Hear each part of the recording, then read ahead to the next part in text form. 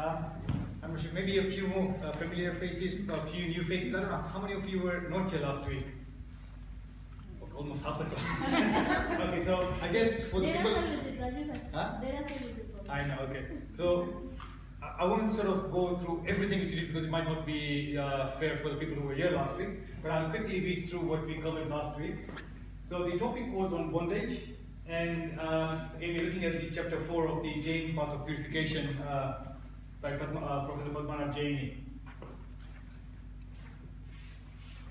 So what we started was doing in a little bit of unconventional way, that we started by looking at some quotations, looking at what bondage is, what are the implications of bondage, and what I sort of mentioned last week is that when I was searching the internet, the English quotations I could only get from Srimad Rajendra Rakesh Bhai, that obviously we are kind of non-sectarian school here, and but to get quotations from other spiritual leaders is quite difficult. Either it's in Hindi or Gujarati. So many of these quotations were based from the sort of, we get quotations from Rakesh Bhai. And we essentially looked at what bondage is, and I won't go into we discussed each quotation, but in essence what the gist of these quotations were that bondage, what does bondage mean? Bondage means sort of binding of karma. And bondage also means, in the technical word in Sanskrit is bandh. Bandh, Gujarati ke bandh, darwajo bandh kero, close. But in context of spirituality, bondage essentially means the binding of karma to our soul.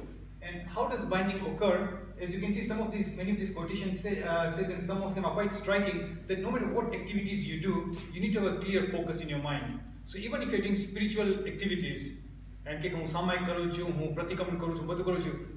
be doing spiritual activities, but if you do not have this focus in your mind, why am I doing this? Then that can become a cause of bondage. Classic example I can give is especially our own experience that almost straight after marriage, we decided to go to Palitana. And again, it was quite a contrasting because, so although I grew up in Kenya, but I had been to Palitana many times, 10, 15, 20 times over the course of my life. And whereas Bharati, who had stayed all her life in India, because she was from the Stanakwasi sect, had never been to Palitana before. So, sort of newly married, I go to Palitana, I know very well the protocols, this is where you do the puja, this is where you get the flowers. And not knowing the Stanakwasi sect, that they do not believe in many of these rituals. So, for me it was quite surprising that, oh, you haven't been to Palitana, you do not know what's being done. But eventually, what is even more striking is that you are now in the queue waiting to do puja, and there's a long queue for people wanting to do puja. So you patiently wait because this is quite a very big pilgrimage. And for Bharti, in the ladies' queue, it was quite amazing what she experienced. The ladies are going to and then the and you can see the Bhagwan's Murti right in front of you. So it's quite a pious place. This is one of the holiest Jain pilgrim places around, and not only pushing, then they actually they'll start pinching you to come across. And then people actually shouting and screaming. Oh, and you actually then losing your temper, shouting and you can see the so you can now see you are there to do a spiritual activity, but your mind is somewhere else. Bondage, so you can literally see if you get so stuck into this kind of routines, but if you do not have the goal or the focus in mind, then even spiritual activities can be a cause of bondage. So I think these are some of the interesting quotations here on bondage. It's also quite striking to see that when we talk about bondage, if you look at some life coaches, if you look at people like Deepak Chopra and many of the others, they actually even start using this concept of Jainism of how bondage is worked. If you look at Deepak Chopra, very quite a famous life coach, and he also sort of talks about how many situations seem to happen to people, but in reality they unfold from deeper karmic causes. So even they're kind of using the term of karma, the concept of karma, the buying action, reaction, and it's kind of amazing how that and many of the other kind of philosophers have been thinking about the same thing, that there is action and there is cause of bondage.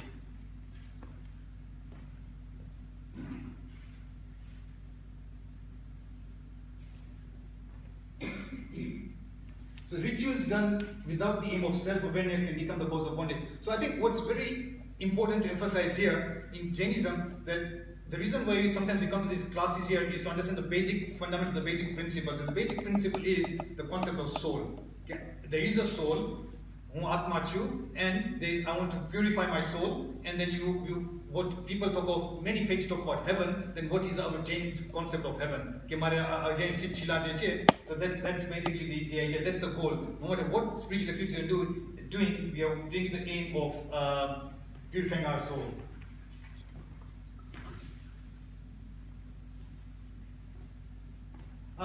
Again, the last example here was saying that sometimes it seems to be kind of an irony that sometimes we feel I'm in a body. My soul is something which is we are all yearning to experience. What is my pure soul? And then we are often told in spiritual scriptures that our body is prone to decay, prone to old age, prone to sort of sickness. And then you think, why am I bound in this kind of body? The body sometimes, in the spiritual sense, is not something to be adorned about. It's actually holding us back. And so therefore you sometimes feel, what is the use of this body here? But then the counter view is, let's say, looking at the example that you want to go to Hawaii. So you're looking forward to going to a very nice holiday, and many people are claustrophobic. So you think, I'm in a flight, and it's I'm bound in this thing. Isn't that big? I really don't like sitting on a plane. But then you got an ultimate goal. I want to go to Hawaii. I don't mind being in this flight for 8-9 hours with the view that I'll get ultimate sort of happiness or I'll get into my destination, which is I'm really looking forward to. So therefore, in a spiritual sense, the body is a means to purify ourselves. And so therefore, it cannot be looked after. Many people say, I'm fasting, and many of these things, self-mortification. The idea is not to punish the body. It's not to kill the body. The idea is to make it more endurable, to make it more resilient, with a view that I can progress in my spiritual body. So that's another view. I want to look after my body so that I can have a long life, and with a long life doing what? If I just want to have a long life, well then that's not a spiritual aim. Okay, oh yes, I really want to have a very long life, but yes, I want to have a long life, I want to have a decent lifestyle, but with a view that the longer life I had, if I have a very good health, I've got all my faculties intact, then I can practice spirituality much better. So that kind of sets the tone. Okay, what's your end game? What's your goal?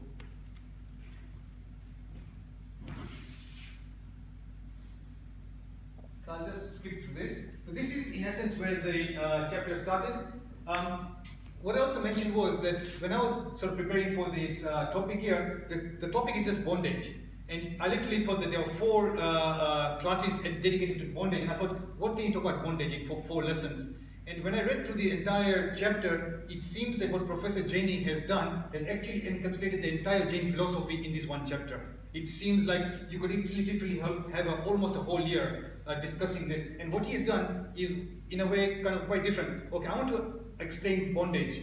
To explain bondage, I need to understand karma. To understand karma, I need to understand the kind of the Jain philosophy of life. So in essence, what he's doing in this entire chapter, they started with bondage and then going into different facets of Jain philosophy, talking about Jain universe, different life forms, what karma is, what are the different types of bondages, and it's actually literally expanded. So it's a lot of pages and actually covered the entire Jain philosophy in almost one chapter. The basic point to start off here is that in Jainism, and if at all, if someone just attended one class and saying this, can you just very quickly make me understand Jain philosophy, then it is that we are in a constant cycle of life and death. There is this concept of soul. Okay, Atma, it's an entity which is within each one of us. It cannot be seen, and the properties of soul is exactly the opposite of the body. Body, I can see, I can touch, I can feel, I can, you can taste. Whatever the properties are of matter, soul is exactly the opposite antidote. You can almost call it black and white, totally different. So soul properties here is very different from the properties of matter. The concept, and this is one very big leap of faith. Many people say the earth was created, God was there. Jainism believes that the soul has always been there, it is there, and it will always exist. And that is the same with matter.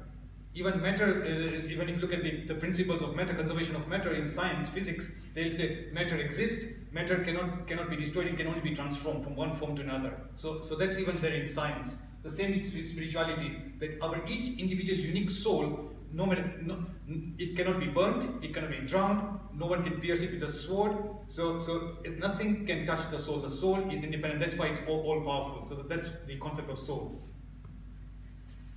Another leap of faith or belief is that was our soul ever pure? What did I do to get into this cycle of birth and death? Why did I have this human body and get born into animals and plants and everything? So was I ever pure first and then did something? And the concept of almost like the Christian faith, that Adam and Eve did something and therefore they then had to sort of atone for their sins. So Jainism says that all of us have never ever been pure. The existence of our soul has always come from an impure state. Because if something is very pure, if they're absolutely clean, then what is the reason for something like, for example, we believe that Bhagavan Mahavir is in heaven, Sikshila. He's without rag, he's without attachment, he's without dvesh, he doesn't have anything. What would make him goes to say, oh, Mananamata, because he's got, the souls there have got benevolent feelings for everyone, irrespective of Amar of Arsi, they've got absolutely no distinction between anyone. So that soul has got absolutely no reason to have biases or to engage in karma. So a pure soul will once when you become a pure state, there's nothing you can do to make it impure. And that's the whole point. It's a point of no return. So once when you're totally pure, that's you become totally pure.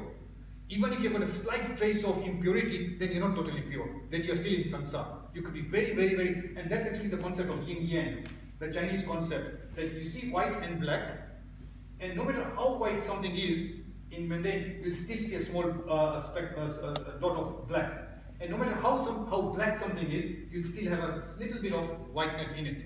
Which is the concept of that no matter how pure we are, even our spiritual leaders, there's still some traces of negativities within each one of us. Until we get to the ultimate state of total purity, we cannot say that this person is totally pure.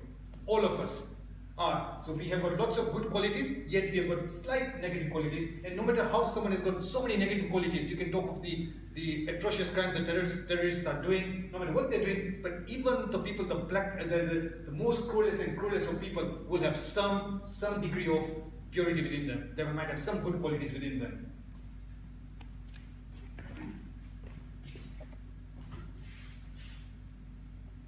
Then we talked about the four cycles. I'm not going into too much detail. We talked about the cycle of samsara, that the humans can be born into four different categories: heavenly beings, hellish beings, plants, and the human body. Then we talk of what Professor Jaini talks about, the different life forms: that Prithvikai, Apkai, Teukai, Vahukai, Vanaspatikai. So earth body beings, water body beings, fire beings, air beings, plants, and Traskai. Traskai is mobile beings.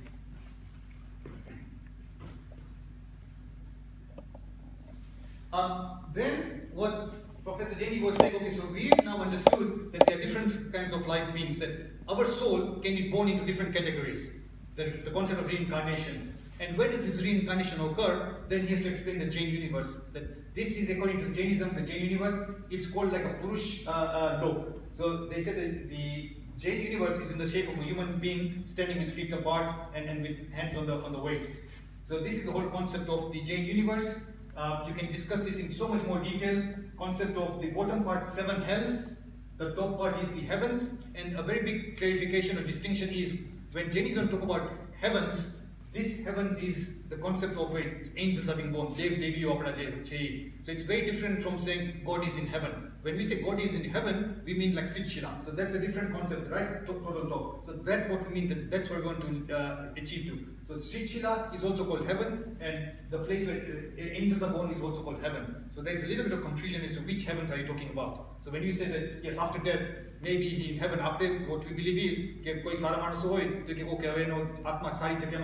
believe that you will be born into heaven. Even our Guru Maharaj is,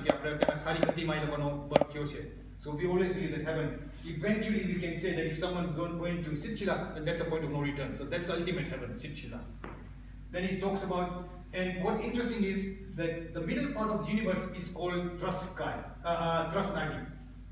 And Jainism believes that any living beings who can move, the concept of movement can only occur in the middle part of the universe. So even angels who can move from place to place, they can only be within that part of the universe.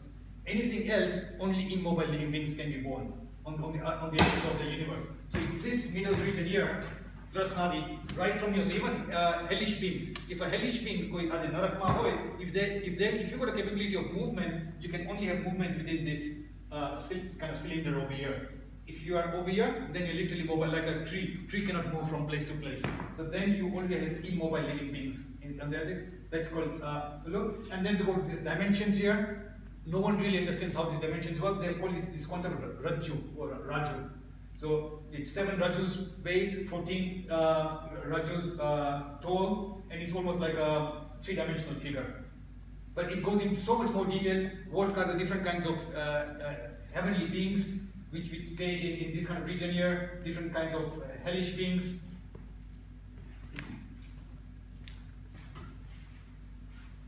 Okay, I think that's where we stopped last week. So we'll start off this. So now, what Professor Jain is actually suggesting is explaining a little bit more detail what are the different kinds of living beings can be born. Atma je che, which are the different conditions. So he says you can have one sense beings, and the one sense beings are like plants. And they've got this, the sense of touch. So we've got 5 senses. Touch, taste, smell, eyes, and hearing. It's quite easy to remember. So you always, it's like an inverted L. Touch, taste, smell, eyes, and hear. So it's like an L. So these are the 5 senses, maximum number of senses living beings can have. So plants have got a sense of touch. And they've also got this called Sanskrit pran. So they've got different kinds of pran. So we say that one sense beings have got 4 kinds of pran. The pran of sense, touch, the strength of body or energy, virya. So even like as you can see, and virya essentially means energy. And how does energy, say for example, pertain to plants? We know if there's sunlight here, then plants will bend towards that photosynthesis. They'll bend towards it. So that's the energy the plant has to sort of bend towards the sun. If you don't have energy, how can you do anything? You need energy. If you're down with fever, you don't have the energy to get up out of bed. So then plants have this energy to sort of, so that's a strength of body or energy. Respiration, we know that they respire, and life duration. So basically, one sense beings have got these 4 pran, as they call pran. Then you go to the 2 sense beings. Then over and above the sense of touch and all these others, they've got the sense of taste and the organ of speech. So taste and speech comes in there. So then they've got 6 prans, 4 of this and 2 of this. Then the 3 sense beings will have a sense of smell on top of all this. The 4 sense beings will have eyesight, and the 5 senses we've got a sense of hearing. So now we can see that this evolution of all life forms can only have this 1, 2, 3, 4, 5 senses. Now what happens is within this 5 senses, you also got another category of 5 sense beings with mind and other beings without a mind. So we have also got 5 senses, but we are endowed with a mind. Whereas other beings might not have such a developed mind as ours. So man. So we have got 5 sense beings. So without mind, 5 sense beings with mind. So elephants, even humans are known to have this mind. Monkeys have got mind, but the others like snakes and other, so they have got 5 senses but without a sense of mind. And one sense beings are immobile, and all these are mobile beings.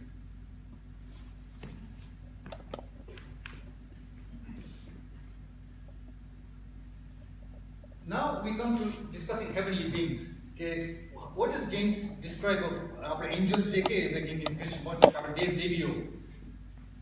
Our birth, it's through the woman's womb, and it's a 9-month gestation period. Whereas in Dev, what they say is the birth is spontaneous. So if you were to be born as an angel in Devlok, there is no question this many months. Your soul goes from here, goes to heaven, and it's instantaneous birth. You're just born into that birth of Devlok. Their bodies are Venkliyak bodies.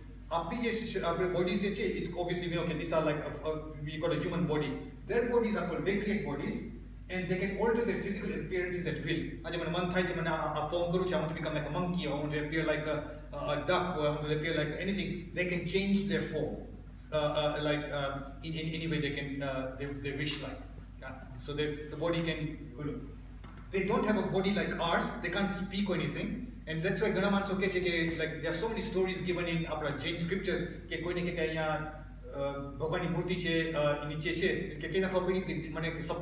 So essentially, if they wanted to communicate with the humans, then they would do it through kind of mind reading. They won't be able to come and speak to you. They don't have the sense of speech. And now with Avdignan. So clairvoyance, memories of past births, and perceive objects at distances. Now, Avtignan is quite intriguing, and there are so many stories within the Jain scriptures which talks about devs and devis. For example, I'll give you a short story. How many of you have been to Sankeshwar or heard of Sankeshwar? So quite a few of you. So Sankeshwar is a very important tirth in Gujarat. Almost people, when they go to Palitana or Girnar, Sankeshwar is holds almost an equal amount of importance there. The story goes, and now this story is obviously very ancient, and if you believe, you believe. If you don't, then it's like a Greek mythology. That is like you believe that someone is rich, because you can't prove such things. They are such historical ancient stories. It's come through word of mouth, and either you believe in it. But the story goes like this: that where did this murti come about? How did this murti come about? And they're saying not our current time cycle right now, our previous time cycle. The 24 Tirthankar, the previous time the 9th Tirthankar was actually on earth. So we are talking of a very long time period before. And in that time period, there was some person like one of us, and he goes to Tirthankar Bhagwan, and the 9th Tirthankar was called Damodar Swami, the 9th Tirthankar of the previous cycle. After 24 Tirthankar, 24th is Mahavir, first is Adeshwar, the 9th Tirthankar of the previous cycle was Damodar Swami. So someone goes to Damodar Swami and saying, hey Tirthankar, I'm so tired of this life and death. Can you please tell me when will I get rid of this? And when will I go to Sitshila?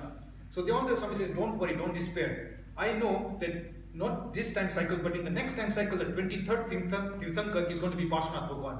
And you will become his Ganadhar. Ganadhar means the first prime disciple. Bhagwan no Mahavir no disciple, Gautam Swami Yata. So the 23rd Tirthankar, Parshvanath Bhagwan, you'll become the Ganadhar, and you will then become, you'll then get Sitshila.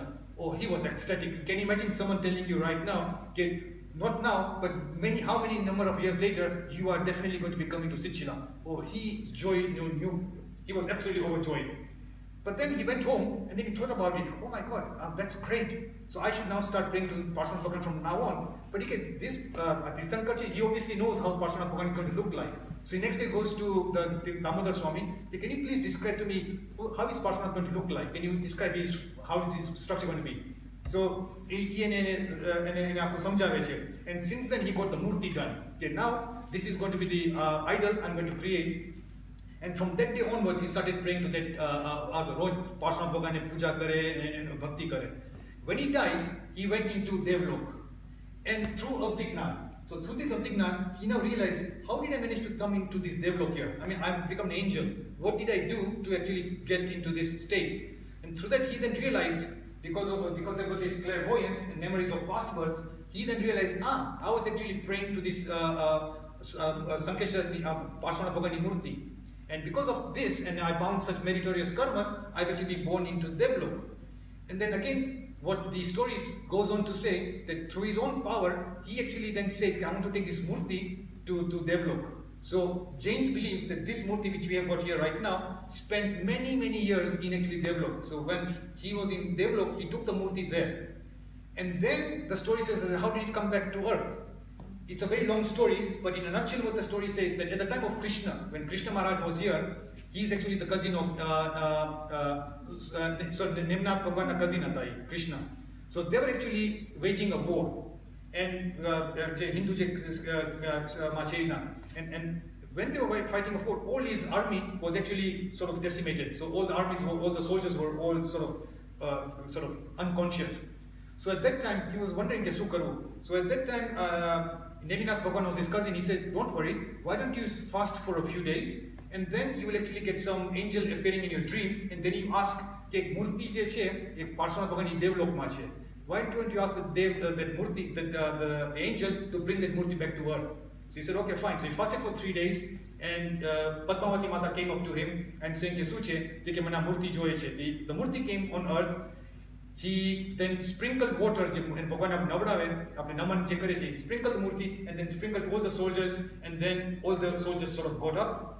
And in that joy, he took a shank, a shell, and then sort of said, and he blew it. Oh wow, now all the soldiers are up. And that's the reason why it's called Sankeshwar. Shank Ishwar. Shank Eshwar. Ish sort of Lord. So that how Sankeshwar is. So you can see there's so many stories of આપણા છે આપણે બીજી પણ આપણા બધા તીર્થંકરનો પણ કેટલી બધી સ્ટોરીઝ આવે છે કે they were on earth and they went into angels. So that's one thing about the develop.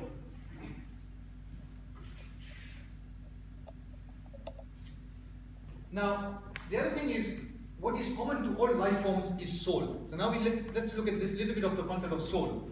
We know properties of matter. Matter hoy then its properties change. What about soul? The general essence of soul, the characteristics of soul are perception, knowledge, energy, and bliss. So these are the basic properties of soul. Now let's look at how the difference between, so if you look at science, science talks of progression. There is this kind of, we evolved from the apes and the humans, and there's kind of this evolution. So science believes in progression. Okay, there's always going to be progression. Okay, so this life form, and then you do this and this, and sometimes it actually makes me wonder right now that right now, if you look at what's happening in today's day and age, we are not using any of our physical strength. Pehla farming karta tha, kheti mein kaam karta tha. Industrial workers were doing a lot of laborious work. If you look at it now that whole thing has just gone away. We are all using our brains. So essentially, all what brain is, so who knows? According to science, that if if mutations were to occur, genetic mutations were to occur, then we might become like this. Our brains will become much bigger than our bodies because we don't need our bodies. So that's going to be the evolution. And there was actually quite at the time of Darwin, there were actually some caricatures on him showing that this is Darwin, and sort of showing the Lego monkey with a huge face. But it actually struck to me that who knows, in time to come, that if science believes in progression, then we know our bodies will become smaller, the heads will become much bigger. Jainism does not believe in this level of progression. Jainism actually believes in retrogression. Jainism says, okay, I could be evolved as a human being, but if I've done wrong activities, I could actually go back in form. So I can now become a plant, I can become an animal, I can go into hellish, or I can even progress from humans to Devlok.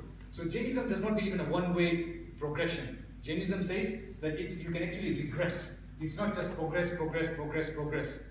And that's actually sort of counterintuitive because if you look at Christianity, they're saying that God has made humans the master of the entire universe. God made the universe in, 7 days or this many days. God made the world, and at the end of all this creation, then humans came in and they are the masters of the universe. So we have got absolute supremacy over everything. We are supreme over the plants, we are supreme over the oceans, we can do what we like because we are the most supreme being living on earth right now.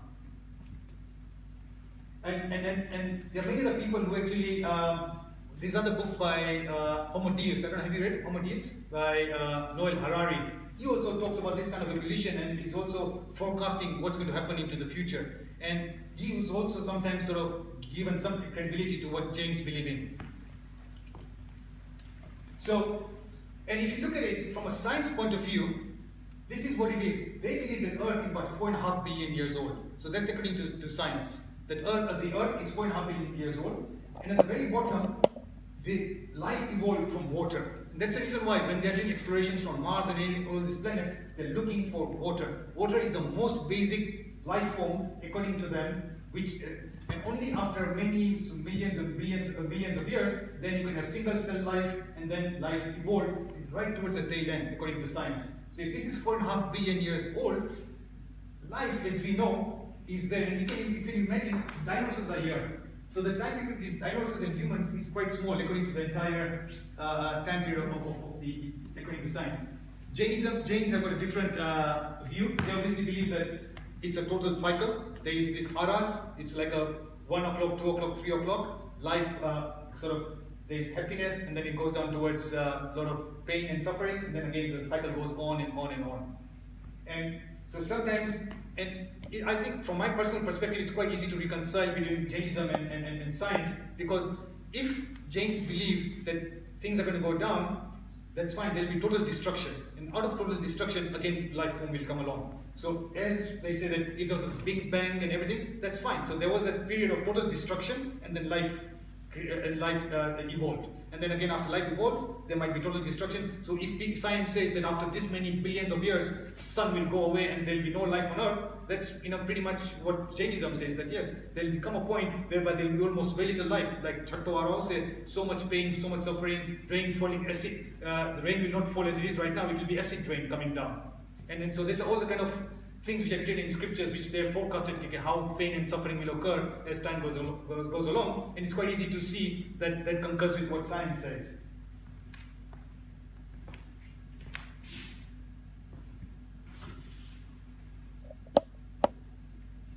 Now, because the topic was on karma, on bondage, bondage is of karma. So the whole idea now is to understand what is karma according to Jain philosophy. The basic idea of karma is that we've been having infinite number of transmigrations. So that's a basic fundamental. Okay, we've been having birth past birth. But all of us here and all life forms essentially has been going through infinite number of transmigrations in the past. So each one of us, we've been through some journeys. And if you look at pure even mathematics or even statistics, and if you even look at the applied mathematical principles of probability, the probability is that all of us, each one of us, has been through each of the life form. So we'll have been into heavens, we'll have been into animal kingdom, we'll have been into plant kingdom, we'll even have been to hells, and we'll also have been into human form. So each one of us has in the past, even if because if we've been through infinite number of lives, and if you just even apply mathematical principles, then that means that we should have been through each one of these life forms. So that's kind of a sobering thought to know that all of us have been through this journey in the past. Yet we know that there's a journey yet to embark. So we believe that I want to get rid of this. So there's a journey sort of coming ahead, and that's the reason why we want to purify ourselves. The idea of karma is again rooted in the basic concept of why. No matter anything happens in life, and especially this concept of why comes when something wrong goes with us. Health kharab thai, if something passes away, why did it happen to me? Why did this happen to me? And this question of fundamental why is, if you then believe in karma, then you get into quite a few answers. Otherwise, it can lead to depression and all these many other things because you just do not know why. And therefore, having this kind of a spiritual mindset sometimes is actually quite therapeutic and can actually make you overcome some of this lot of acute negativities. The concept of karma is also quite interesting. My uncle is in States, and he's a medical doctor, and he does not very strongly believe in this. And we sometimes have very interesting discussions. He reads a very interesting financial book, a book Fooled by Randomness. And they'll talk about the same thing. Why financial markets? Why did this person make $1 billion? Why did this guy lose something else? It's all randomness. So they will not like to use the word karma, they like to use the word randomness, but randomness is nothing but karma then in that case. If you really like to put in all this kind of stuff, it's random. But why random? I mean, it just cannot be pure random. And so therefore, and you can, if there's a book written by Taleb, and it's just pure talks on randomness in financial markets. Just all pure randomness. Something very interesting is long-term capital management. Who knows about LTCMM? In finance, anyone in finance? This is a very classic example of maybe early 90s. Can you imagine a finance company formed by Nobel laureates? So these are financial Nobel laureates. And I think, I don't know, there were 5 or 6 Nobel laureates get together and say, let's form a financial company. And we are the directors of this company, and we will do kind of hedge fund kind of things. These are Nobel laureates, so they are the best finance brains you can ever have. And if you have this, for them to raise capital, easy. You know, they can literally say, okay, yeah, we've got now 20, 30, 40, $50 billion under management, and we'll now do some complex, funky stuff, and we'll manage your money. And it went on for quite some time, managed to get lots of good money, and then eventually what happened? That curve stuck in. Six Sigma. Have any of you heard of Six Sigma? The Six Sigma is a great concept that no matter if you have a huge population of data, it tends to follow this bell curve. So the middle part is the median. So even up in heights, if you look at all the heights of the people here, you can say that these are the heights of this population here, and there will be some kind of middle range here. Most people will fall in this middle range here. And then you have some outliers. Some people sort of very short, and some people very, very tall. So you then have that. So those people are very few, but otherwise they'll be a median. And then there's a concept of sigma, which is known as how much is the deviation distribution, which is called sigma. To put it in layman's language, let's say, for example, there's a Motorola factory, and they say that we want to produce microchips. And if your factory is operating under Six Sigma, that means that you're only having 3.4 defects per million. So if a million chips are passing through your production line, if your company is operating under Six Sigma, which means you can only have 3.4 defects. So it's such an efficient line, that a million microchips, only 3 defects. That means I'm operating at Six Sigma. I'm very efficient. If you are not operating at Six Sigma, then you've got much more defects. Now, when these people started LTCM, long-term capital management, they were doing all the fundamental stuff here. But then what happened was Six Sigma struck in. If something goes wrong, everything goes wrong. They did not foresee that. You have all these complicated risk management systems that if interest rates go down, this will happen here. If the stock markets happen to this will happen here. But what if everything happens together? Interest rates go down, stock market goes down, oil happens to this. So if everything were to go down, what will happen? So for example, how many of you can believe that Kale Savarma, in the morning there will be snow, but Bopana there will be 30 degrees Torko, by the evening there will be hurricane, and by the evening then there will be a cool breeze. In one day, can any of you believe all these events will happen? Kale Savarma, right first thing in the morning, absolute snow. By 12 o'clock, 30 degrees sunshine, and then Sanna, torrential rain. If all those events were to happen together, then what's going to happen? And this is what happened in this capital management. They actually went bust because they could not foresee all these various factors happening all together. You can imagine anything to you. Interest rates went up, I can manage something else. But fine, I can hedge one part of the risk. But if all the things, all the factors, all were to go down, even the models could not do that, and the whole thing went down. And what is this? Randomness, but you can see how karma and another thing goes on. That even the best of brains cannot deal with such kind of sort of randomness. Struck by lightning, the curious world of probabilities.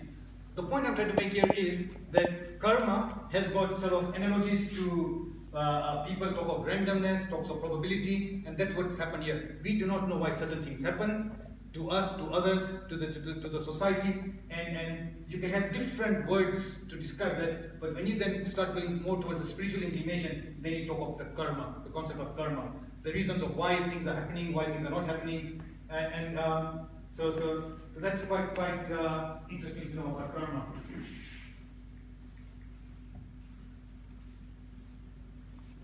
Again, just some basic anecdotes. Fact of life, reason for accepting karma. One gets down from plane and gives his seat to another, plane crashes. Road accident, one saved, other dies. Intelligent rotting in poverty, dull-minded wallowing in riches. Innocent hanged on the gallows, real culprit escapes. Multi-millionaire stirs pauper overnight and vice versa. Such strange happenings can only be explained by laws of karma. Man of religion bears adversity with cheer and recoils from sin, whereas man without religion holds others to blame for his misfortunes and commits many evil deeds to end his misery. And I think we are actually staying in a society right now, I even mentioned that last week, that we are in that kind of pointing blame cultures on others. Okay, even what seems to be like kind of, Athena, suppose if I'm just sitting here, and if I were to just walk across Chirag and give him a slap on his face, he'll say, I'm not provoked Rajeev in any way, and out of the blue, he's just giving me a slap here. What for? I've not done anything, but eventually you must have given me a slap, that's why you're getting the slap back.